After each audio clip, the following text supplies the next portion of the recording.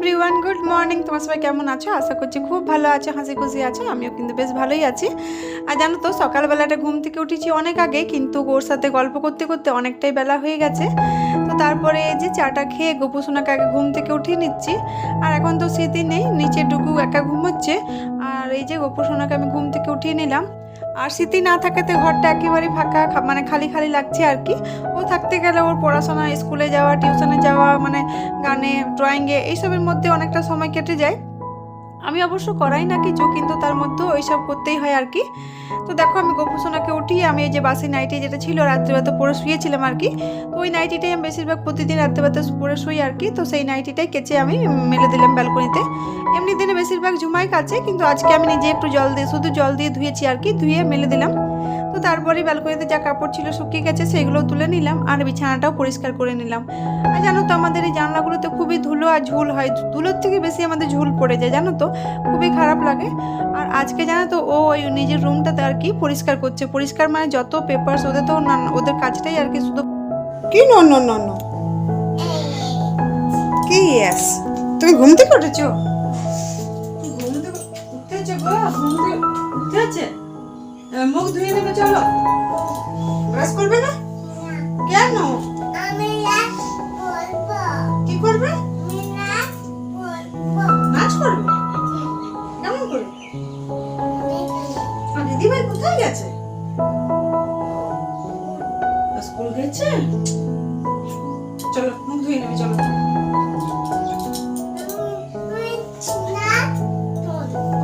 Brush করবে? করো। এইসব করতে করতে ডুগু ঘুম থেকে উঠে গেছে। আর ওকে জানো তো, ঘুম থেকে ওঠার পর একটু আদর করতে হয়, সেই জন্য একটু আদর করে নিলাম। আর এই যে দেখো, এই ঘরটা ও আজকে নিজের হাতে পরিষ্কার করেছে। নিজের হাতে বলতে যত পেপারস, কাগজ যেগুলো দরকার হয়নি সেগুলো সব নিচে ফেলে দিয়েছে। আমি পরিষ্কার করে নেব। ও শুধু নিজের কাজ যেগুলো দরকার ছিল সেগুলো ও কিন্তু নিজের হাতে ওইগুলো পরিষ্কার করে, নিজেই মোছামুছি রাখা যেটুকু নিজে পারে নিজেই করে।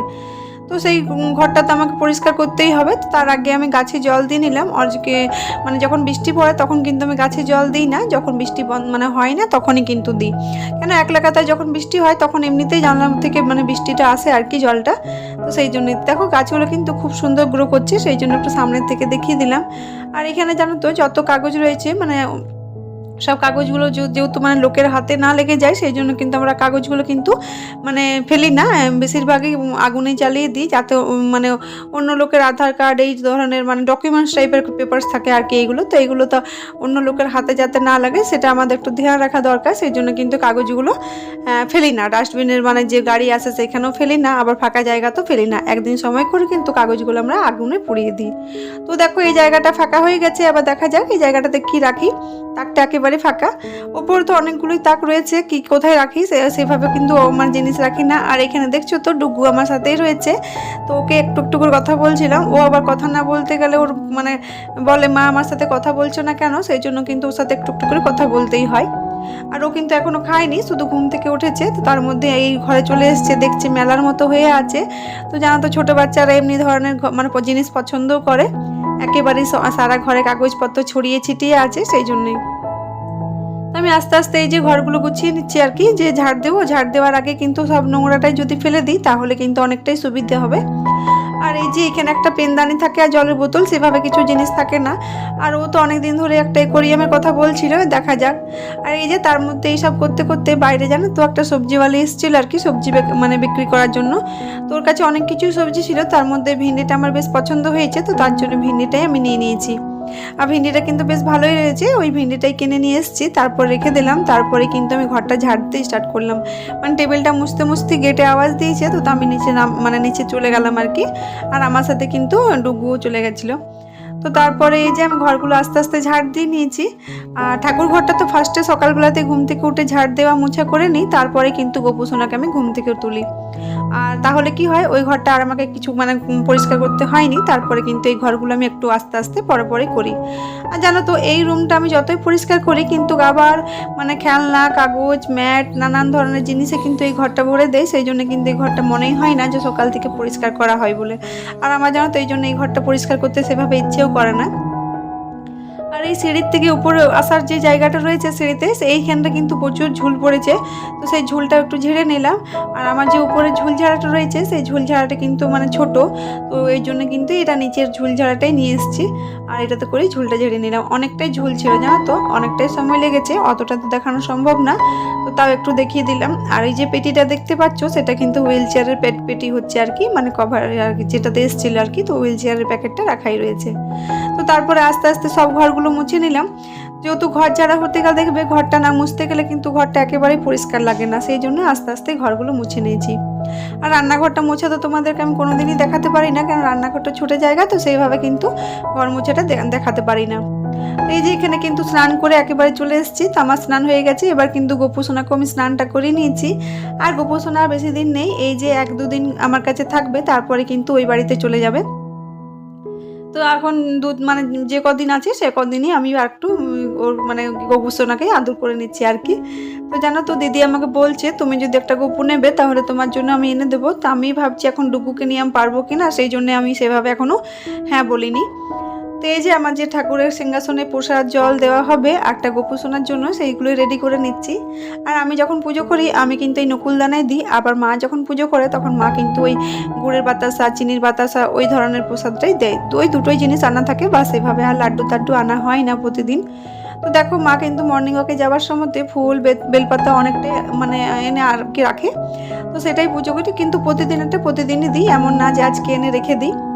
তো দেখো আমি আস্তে আস্তে এখানে পুজোটা করে নিলাম, আর আজকে কিন্তু আর হনুমান চালিসা পড়াটা দেখাইনি, কেন অনেকটাই দেরি হয়ে যায় সেই জন্যই। তো দেখো এখানে কালকে তো তোমাদেরকে ভিডিওতে দেখেছি, এখানে একটা আমি তুলসী কৃষ্ণ তুলসীর চারা লাগিয়েছি, তাহলে কি হবে আর এখানটাতে রাখলাম কেন, আমার ঠাকুর ঘরের সামনেই হচ্ছে, সেই জন্য কিন্তু আর ছাদে বা জানলাতে আমি রাখবো না। আর এখানে কি হয়েছে জানলাটা খুলে দিলে কিন্তু বেশ ভালো রোদ আসে, সেই জন্য কিন্তু এখানেই কালকে তো শুধু লাগিয়েছি, আর পুজোটা কিন্তু আমি আজকেই দিলাম প্রথম, তাহলে ভালোই হবে। কিন্তু তার আগে আমি নিচে যে তুলসী মঞ্চ আছে আর কি, সেখানেও গিয়ে ধুয়ে মানে জল দিয়ে পুজো টুজো করে এসছি আর কি। তো দেখো এখানেও আস্তে আস্তে তো তাহলে এটা সামনে থাকলে কি হবে, আমার মনে হয় বেশ সুবিধা হয় আর কি। আর মানে বাগানে তুলসী মঞ্চটা কি হয় তাহলে বারবার যেতে হয়, সেই জন্যই।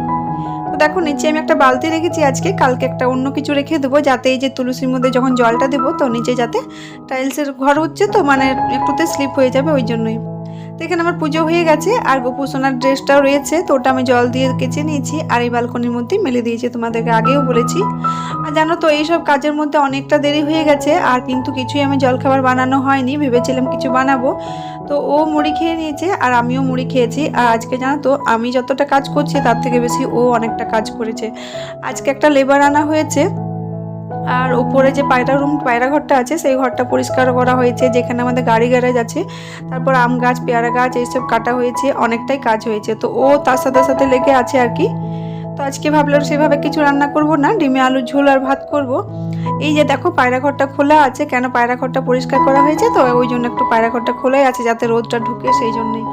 আর পায়রা ঘরটা কিন্তু মানে টিনের হচ্ছে, আর এই জানলাগুলো দেখছো এই জানলাগুলো থেকে যাতে ভালোভাবে রোদ ঢুকে, ওই জন্যই জানলাগুলো হয়েছে। কি বলছো? না এখানে আর কাপড় নেই। কেন কাপড়ে তুমি কি করবে? তুমি মেলবে? তো দেখো তোমাদেরকে একটু পায়রা ঘরটা দেখিয়ে দিলাম। আর এখানে জানো তো আমাদের আগে প্রচুর পায়রা ছিল, এখন কিন্তু সেভাবে আর অতটা নেই, যেহেতু ও সময় দিতে পারছে না সেই জন্য। আর লাভবার যে পাখিগুলো থাকে ওই যে খাঁচাগুলো আছে, ওই খাঁচাগুলোর মধ্যে কিন্তু লাভবার পাখিগুলোই থাকতো। না না দিতে হবে না, চলো নিচে চলো। না না হাতে কেটে যাবে, চলো। আরে ওটা মগ নয় তো, ওটা ফেটে গেছে, চলো। হ্যাঁ চলো নিচে চলো, চলো নিচে চলো। তুমি ছাদে কেন এলে? চলো নিচে চলো, আমি যাচ্ছি তাহলে, তুমি থাকো। হ্যাঁ তুমি ওটা নিয়ে চলো, চলো। হাত ধরবো তোমাকে?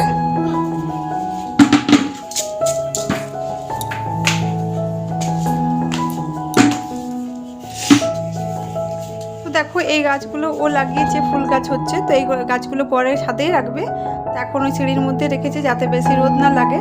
আর দেখো ও কিন্তু ছাদে বসে গেছে আর কি পেয়ারা গাছটা কাটার জন্য।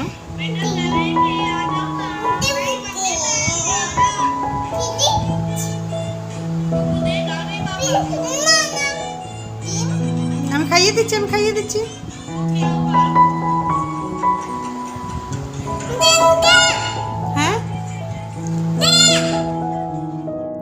তো জানো তো অনেকটাই দেরি হওয়ার কারণে আজকে কিন্তু ডুগুকে আমি ডিম সেদ্ধ আলু সেদ্ধ ভাত খাইয়ে ওকে ঘুমটাও আগে পাড়িয়ে নিয়েছি।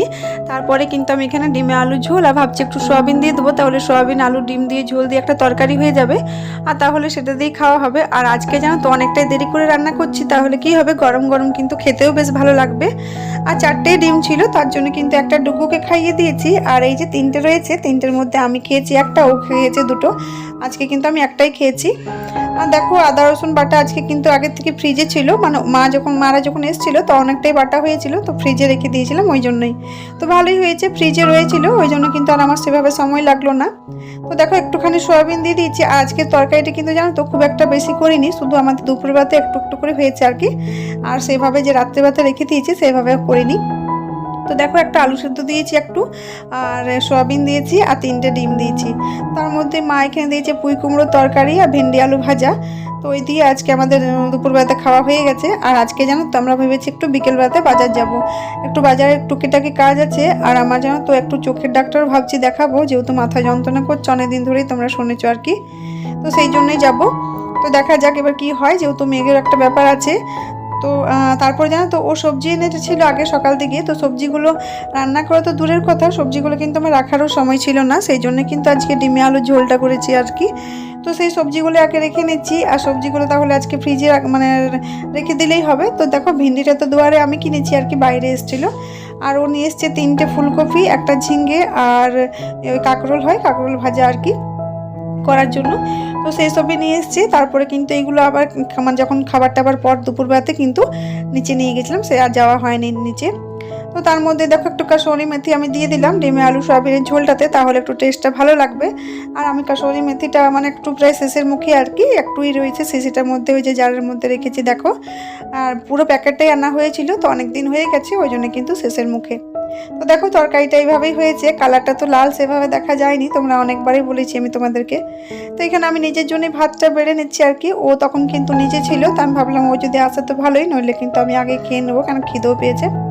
তো ঠিক আছে বন্ধুরা, আজকের মতো ভিডিওটা এখানে শেষ করলাম। ভালো লাগলে অবশ্যই লাইক করো। আজকের মতো টাটা।